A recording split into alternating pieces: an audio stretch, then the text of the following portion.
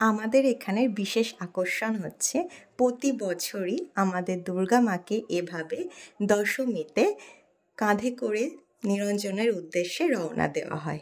এটা বহু বছর ধরেই চলে আসছে। এটা একটা আমাদের প্রথা। আমাদের পূজা এবার 107তম বর্ষে পা দিয়েছে। তো এটা এত বছর ধরেই আমাদের এই প্রথা চলে আসছে, কাঁধে করে আমাদের মাকে নিরঞ্জনের উদ্দেশ্যে নিয়ে যাওয়া হয়। আমাদের পাড়ার সকল দাদারা আর ছোট ছোট ভাইয়েরা কাঁধে করে মাকে নিয়ে যায়।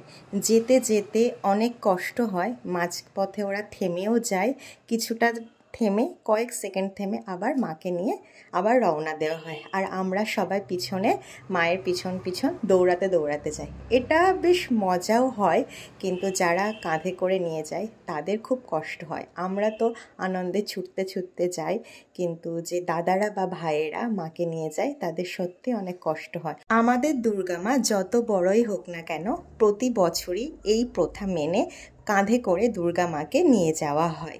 এটা বহু বছর ধরেই চলে আসছে।